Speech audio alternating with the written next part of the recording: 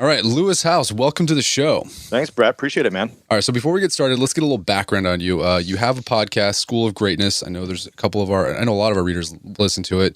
Got a book coming out, School of Greatness as well. But what did you do before you had a podcast where you're interviewing influencers and people who are doing awesome things? What were you doing before with your life? I was, in my early adulthood, I was chasing my dream to be a pro athlete. So I played arena football for a season down in Alabama and in Columbus, Ohio as well. And got injured during the season, had to have a surgery on my wrist where I broke my wrist, and then was in a full arm cast for 6 months. And it was at that time where it was a huge transition point in my life. My whole childhood, I grew up thinking I was going to be this pro athlete, and now it's all I'm going to do. I had no backup plan. I wasn't really good in school. So I put my energy into after school activities like sports. And I was sleeping on my sister's couch after I had this surgery because I didn't have any money. I didn't have anywhere to stay. So I was there for about 1.5 years, sleeping on her couch, recovering. And it was a 6-month cast recovery time.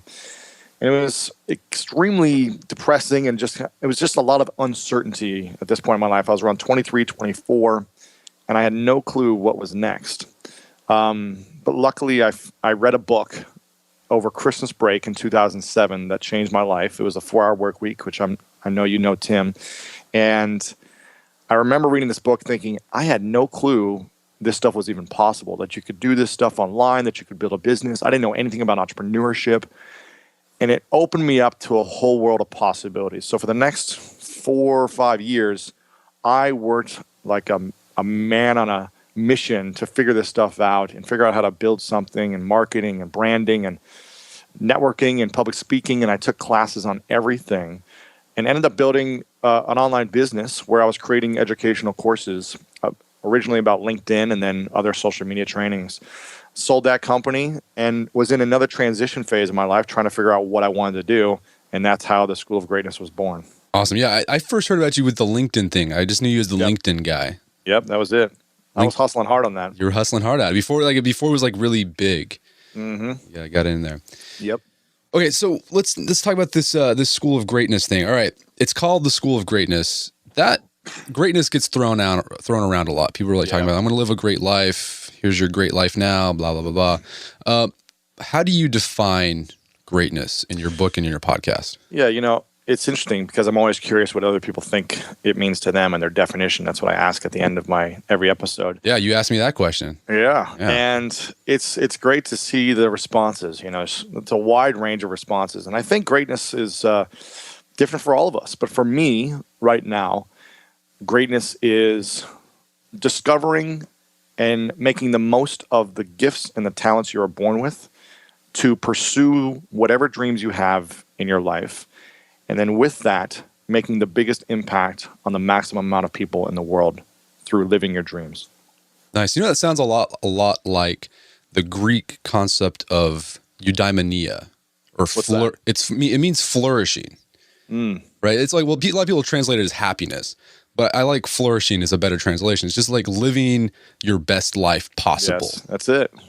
Right. Okay. I like that. Greatness is eudaimonia. And there you go. And it's different for everyone. For the mom who's got 2 kids, it may just be like, I want to live a great family life and support my husband and also build something on the side, And then for the college kid, it may be, I want to build $1 billion company and change the world. It's different for everyone, but it doesn't have to look the same. Doesn't have to look the same. All right. So in your book, you sort of lay out steps to developing, we'll say greatness or eudaimonia. Your first step was having a vision for your life. Yes. I'm a big believer in like having a life plan and all that things, but what is the process that you use to create a vision for your life and your business, et cetera? I think it starts off in the most basic way, and it starts off with doing the things we used to do when we were 5, 6, 7 years old, which is literally playing in the playground, dreaming of what we want to do when we grow up. And it may sound lame or weird or whatever. Yeah, it may sound weird, but literally, I don't think we dream enough as adults. I don't think we take the time to go sit in nature alone with no computer, no laptop or phone or anything, and literally lay there and dream what a perfect day could look like for us if we could have anything and do anything. Because I truly believe we are the authors of our life if we want to be. What do we want to create? What's the story we want to tell? And we don't do that enough in general. The people that I'm connected to, they're always busy-minded as opposed to calm and dreaming-minded. So what I tell people is to do an exercise that I have. It's called the perfect day exercise. And with this, literally go in nature for an hour. It may be one of the hardest things you ever do because you're so connected to your phone and thinking of the things you want to do. But go into nature for an hour, no one else.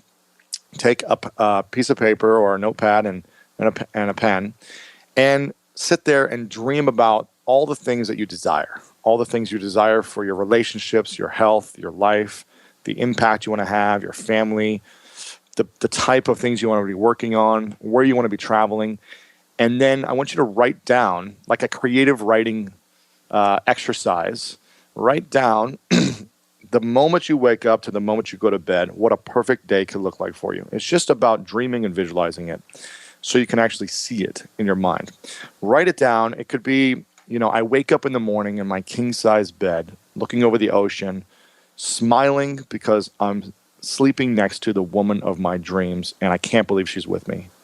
It could start off like that, and then walk through the rest of your day. What are you doing? Where are you going? What are you experiencing? What are you feeling? Everything. From there, you've got kind of a map, a mind map of how you want to live your life if it was the ultimate life you could have, to start seeing yourself living it. After that, there's a second part of this exercise where I have people take out another piece of paper. And did you play football back in high school or college? Of course. I grew up in Oklahoma. It's a religion here. Yeah. So I don't know if they had this in your high school, but for me, when I went to college, they really incorporated this. Every day I would go to practice. I would show up and my locker would have a piece of paper just hanging in my locker that was the itinerary for the day's practice. And it was so structured down to every minute of what we were doing, when we were drinking water, to what warm-ups were going to be, to the drills we were running. It told us everything we were going to do that day.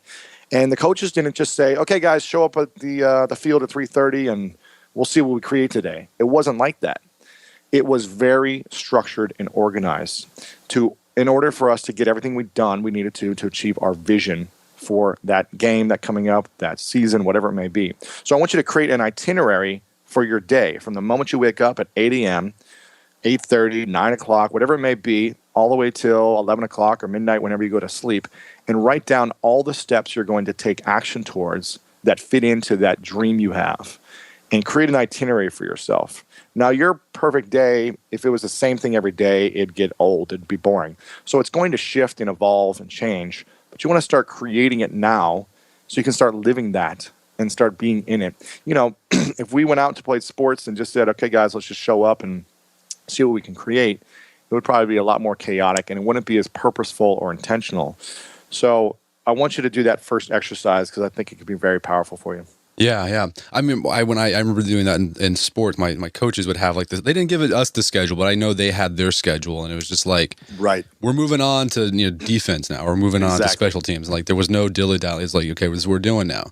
Yes. And speaking of the itinerary, one thing that I did, this helped me out immensely when I was in law school. Actually, my goal was I wanted to be the best, right, in my class. Yes. And so like I created this schedule for me, and it was like a spreadsheet on an Excel. It was the same thing every day. It was an itinerary down to the minute. And I followed it for 3 years, and it just like it was a drag, it was a grind sometimes, but it worked.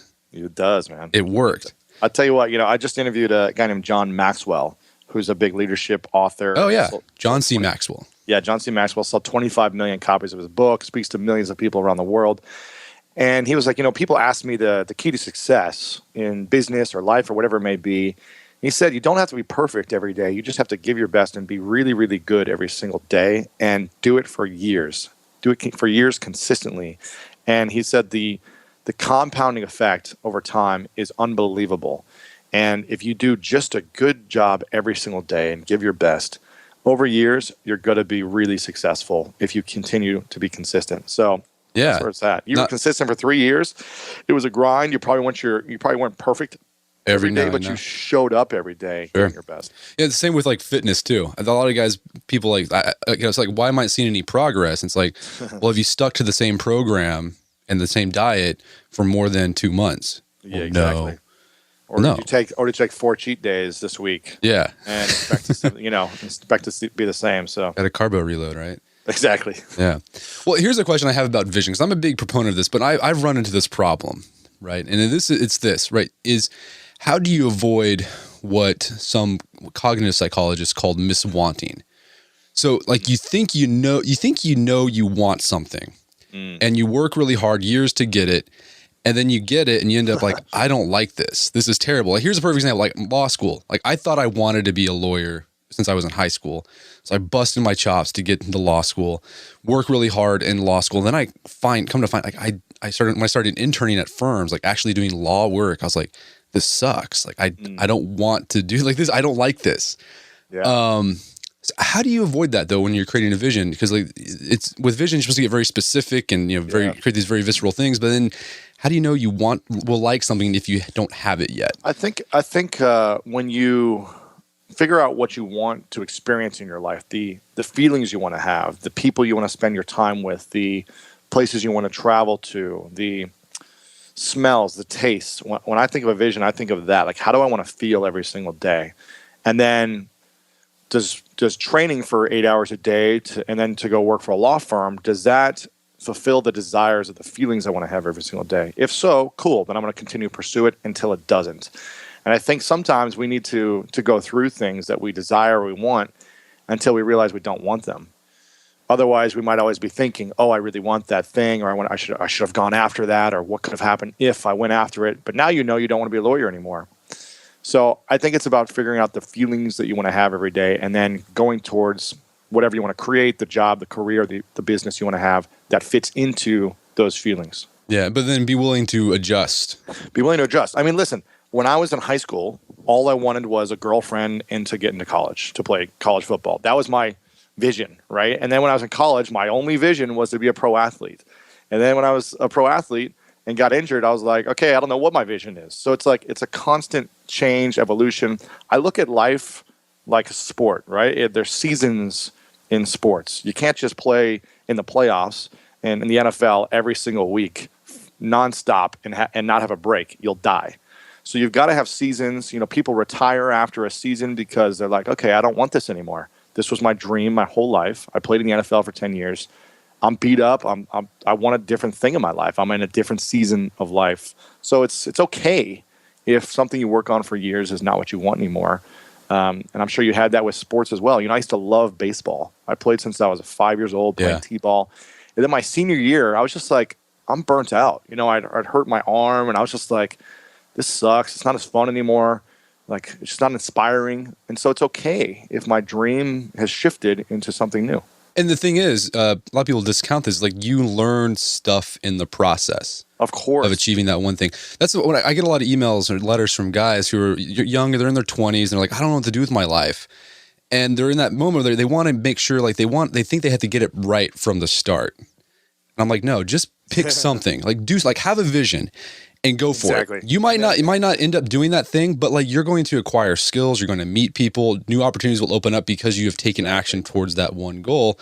And then you can feel free to change the story. Right? Exactly. And Brett, would you say that even though you realized you hated law or it wasn't for you or whatever, wouldn't you say that, man, you're glad that you took on the law and you did that for years, you went to school, you practiced, and because you learned a ton about how to run a business probably and how to be efficient and how to be consistent and research. Writing.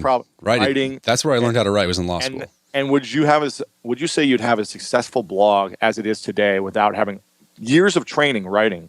No, of course not. You gotta look at that as like, okay, this was, tools that I learned to make me efficient in my new dream. And exactly.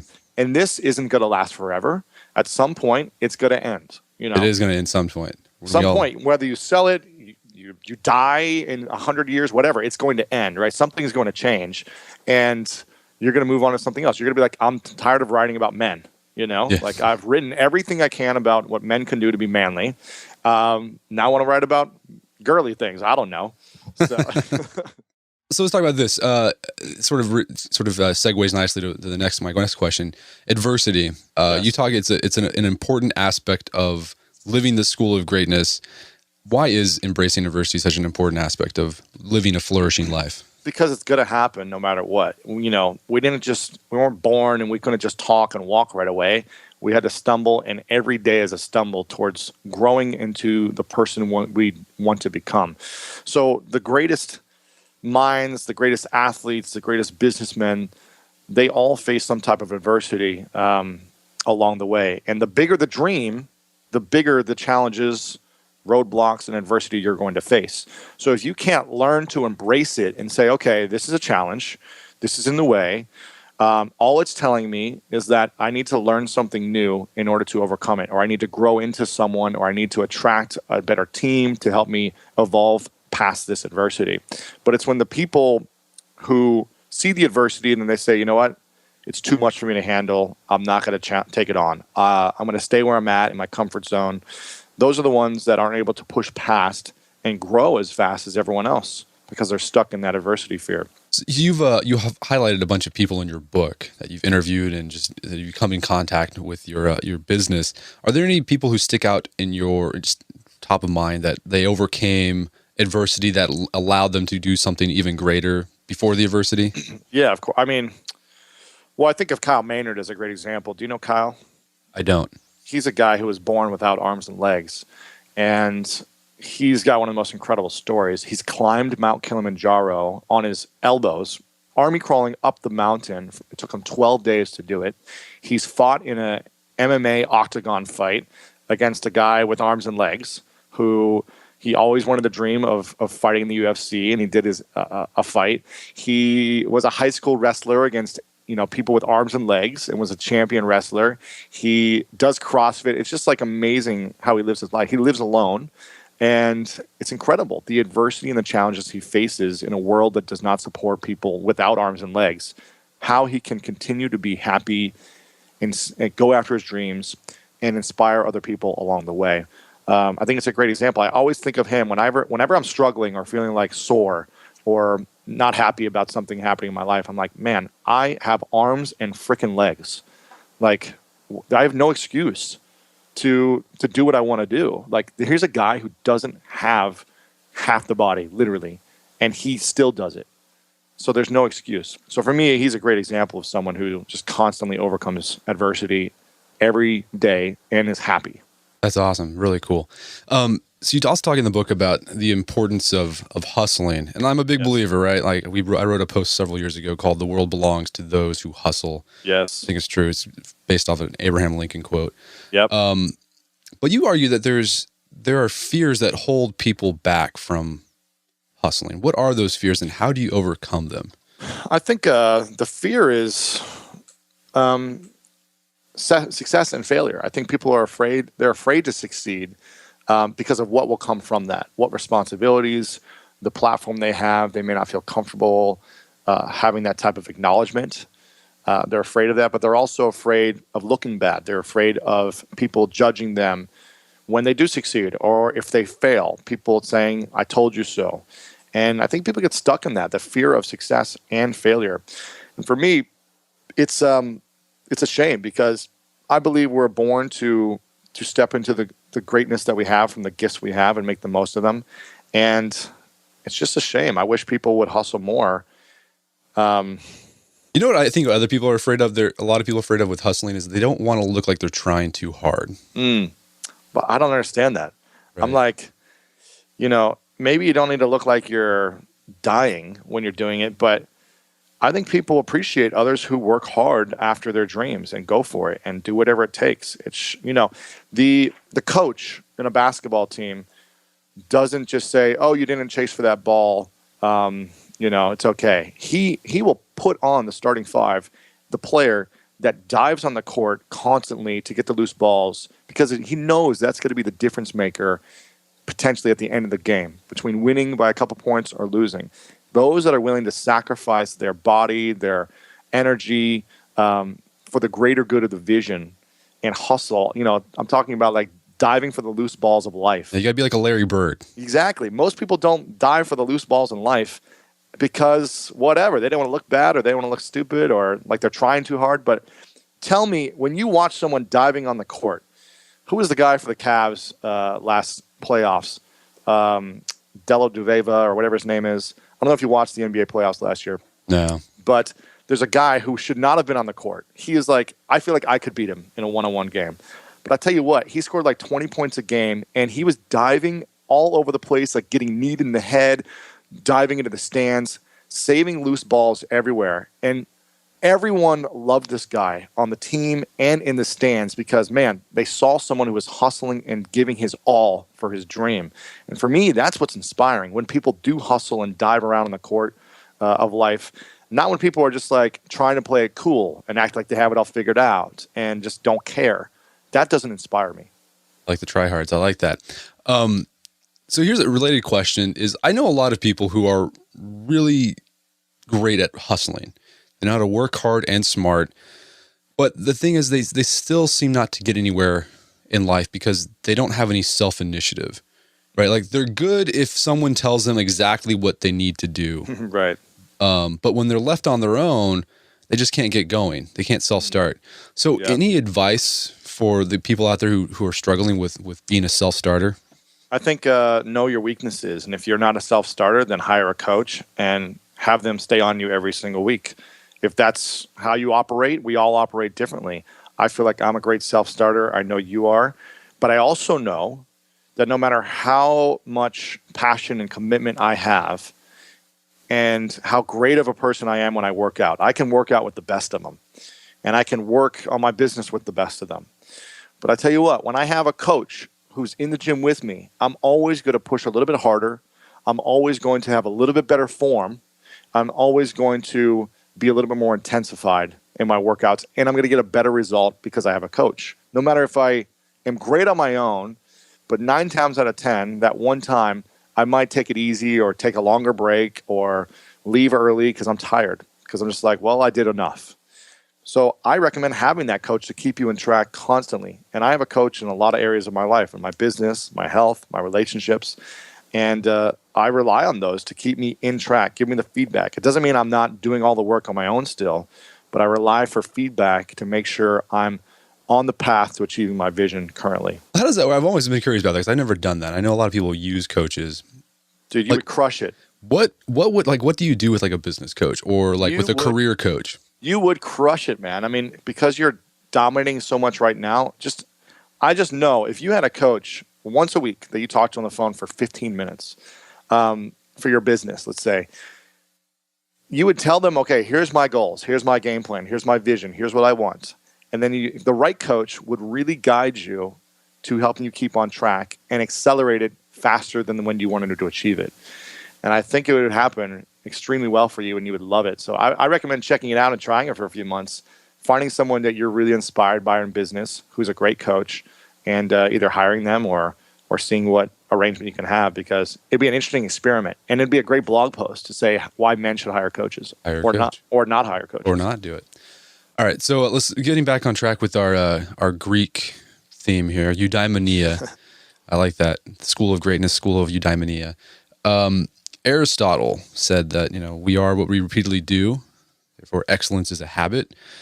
And you have a chapter in your book about habits. And you've talked to a lot of successful people. You've done a lot of research in success. And are there any habits that you've seen that a lot of highly successful people have in their life? Yeah, Brian Tracy also said successful people are simply those with successful habits. And we can have, a lot of us have bad habits, right?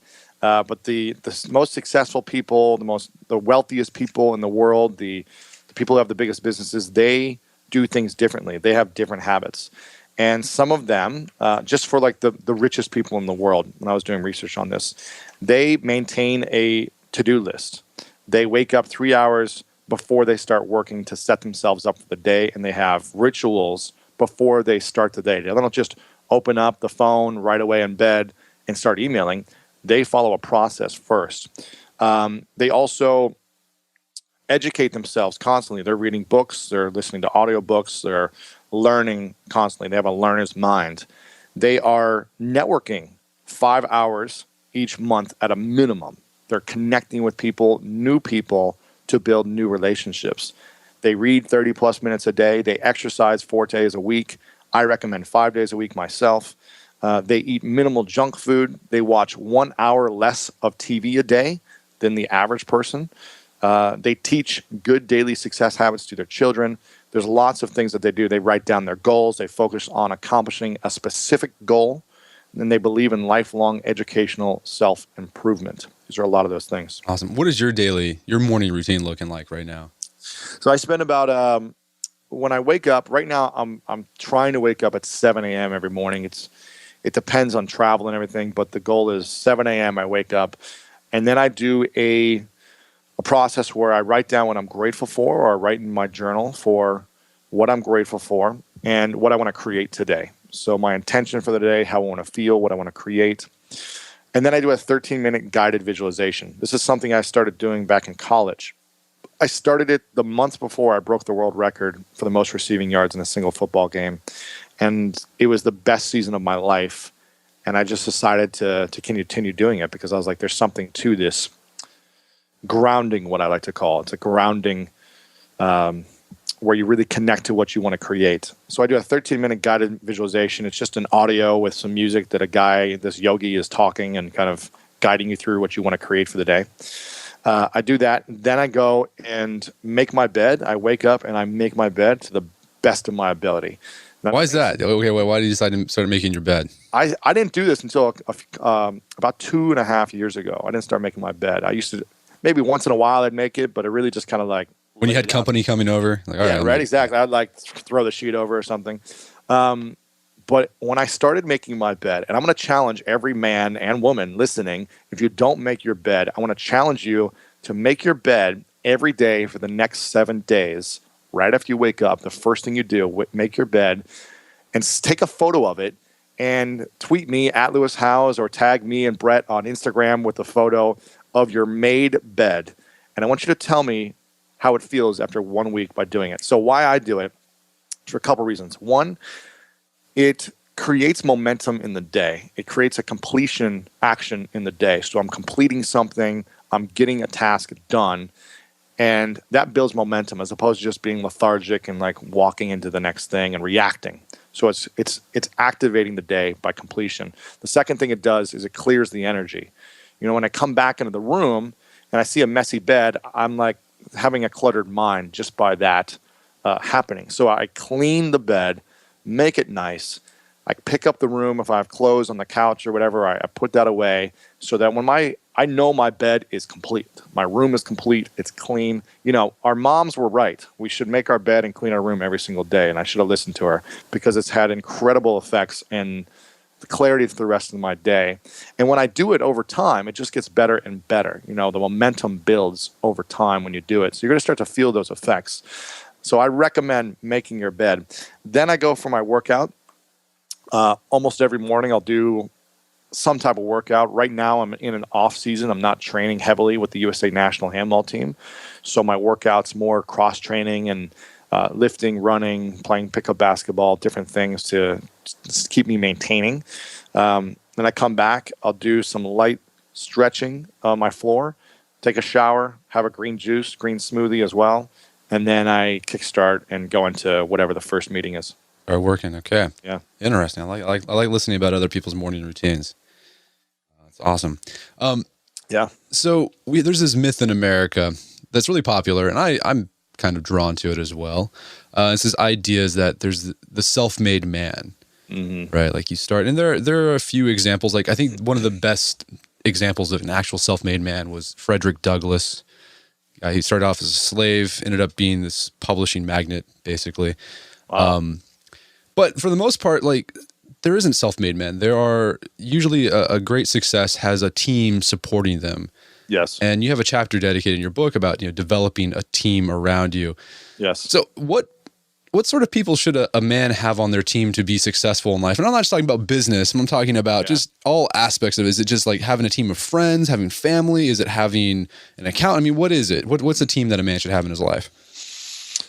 It's different for each man based on their visions and their goals, I believe. But, you know, I don't think there's any self-made man. I mean, we were born needing support of other people. And based on the support that we had from our parents, our siblings originally, we grew up a certain way based on that team. Then from school, we grew based on that team of teachers, of peers, of staff. Then from our sports teams as well, from those coaches. Like, we grew with teams, with armies of people supporting us, whether we knew it or not. And I think it's important that we are very specific about who we want to spend our time with. I think, I don't know, Jim Rome or someone said, we are the average of the 5 people we spend our time with. And I believe it's completely true.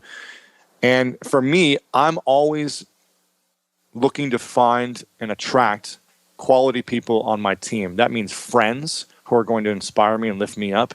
That means mentors. That means coaches. That means people on my specific business. I'm always looking to add great people to increase the business, to add new talents and new skills. And I think it depends with where we're at currently in our emotional and physical development on who we attract and what we see we need. But it's all about the team. And I had a guy, Scooter Braun, on, who is Justin Bieber's manager, who discovered Justin Bieber on YouTube, built this amazing empire around him. He was just like, you cannot achieve greatness on your own. It's impossible. And your team may never do it the way you want to do it as well. They may never do the things you really want to do the way you plan on it, but you can't do it without them. You can't go to the next step without other people supporting you. You couldn't do all the video, all the writing, all the design, all the coding, all the email marketing, the social media, and the content creation all on your own and be where you're at right now. It's taken a team of people to support you to get there. And maybe those people don't do everything you want them to do the way you like it, but they get it done. And sometimes it's even better. And so we just have to be aware of that and embrace the part of the process. And I think of, individual athletes who may be like, tennis players or golfers who you think like they're self-made or they train on their own, but they have probably teams of 50 people, from the trainers to the coaches to their families to their training partners. The sports psychologists, like, everyone plays into their success. And if you don't have the right people on the team, it might hold you back. Well, then how do you go about developing this then? Right? So I'm going to ask you, you're the expert networker, you're the LinkedIn guy. Yeah. How do you network and meet these new people and to be able to find these people that you can bring into your team?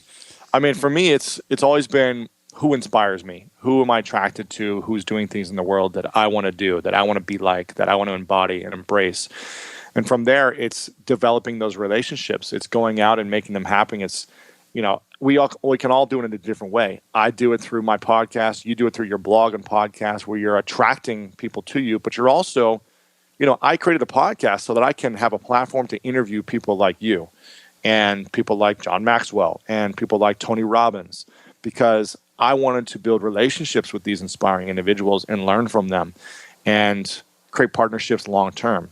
So we can all do it different ways. Early on, I just did it through emailing people on LinkedIn and going to networking events and adding value to these individuals. I think when you ask them for help, it's a big turnoff. I know you probably get a few hundred emails a day from people asking for advice, and it's a turnoff sometimes. But when we come to people saying, hey, I want to add value to you, here's how I can support you, and it's going to take none of your time, and I don't want anything in return, that's a much better way of building a relationship with someone. Yeah, for sure. Yeah, I think trying to add value to someone's life. We had John Corrick on the podcast, and he's written some pieces for us as well. And that's his big thing. It's like, just find ways to improve people's lives, make their lives easier. And it could be as simple as just if you know someone is in a particular industry, right? Maybe it's your boss or some coworker at your office. Shoot them a link to an article that might help them with the problem they've been working on. Just I thought this would help. That's it. And don't ask for anything. Just there it is. Don't ask for anything. And the more you do that I did this with Tim Ferriss for about 3 years. When I read his book, I would email him every 4 to 6 months because I really wanted to build a relationship with him. And I would email him whenever he would have a new book or something he wanted to promote. I would promote it as hard as I could and show him and be like, hey, man, I just shared this everywhere. I emailed to my list. Let me know how else I can serve you. And I would do that for years until eventually we became friends. We met in person, and then he invited me to come speak at his conference. And, and the relationship has grown from there. But that's what I do. It might take years to build a relationship with someone you want to be on your team or have just connection with. And it's going to take giving and giving and giving for years, potentially, in order for that to happen. All right. That sounds some great, solid advice there. Now, you in the book talking about how service is the capstone. Yes. In the capstone class in the School of Greatness. Yeah.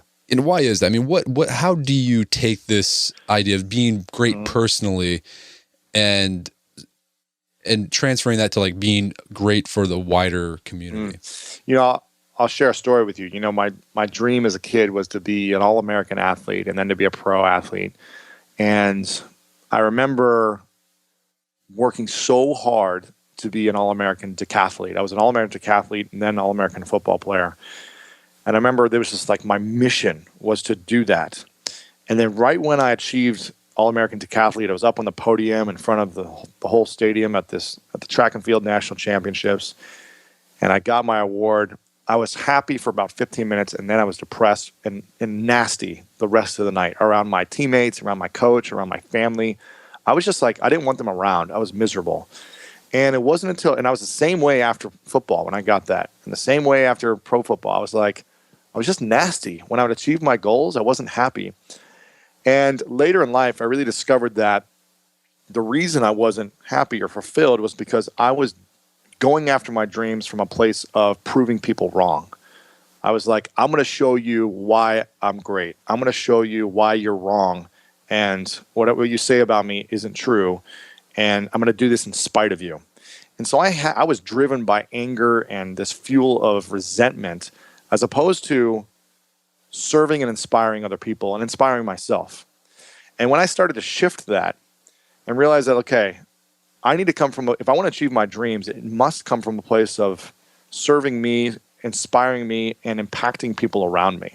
Otherwise, I'm going to always feel unfulfilled because it's coming from a place of proving others wrong or only self-serving. And that took a while and a lot of pain and frustration for me to figure that lesson out. And all the people that I interview who are at the top of their game, they have some type of mission that is bigger than them. They have some type of service or some type of charity that they're connected to or committed to in their business. It's not just about making lots of money. They have a deeper mission of why they want to make money or why they want to achieve their dreams or why they want to be a great athlete.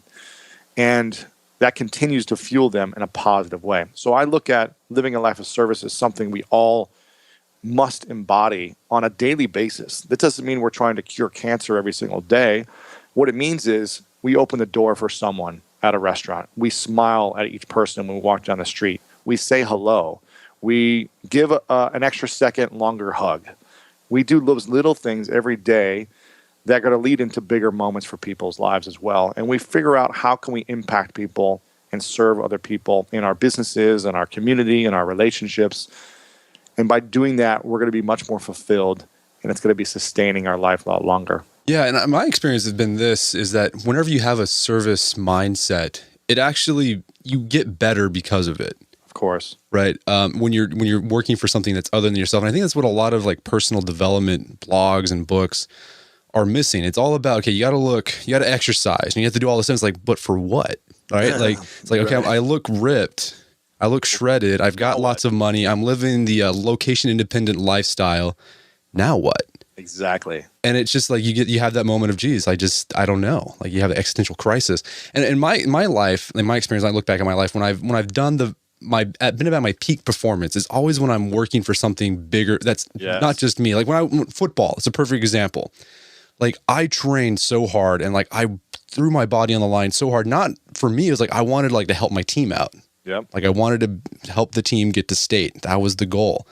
And now when I'm exercising, I have to come up with some sort of other reason beyond state. It has to be like, okay, I'm doing this. A six pack. Yeah, then just a six pack. It's like that won't last. Exactly. The donut will look so good, and you'll be like, I want the donut. I want the donut. But so I exercise, because it helps my mental game, it helps me be strong for my family, and be of service. I want to be useful, et cetera, et cetera.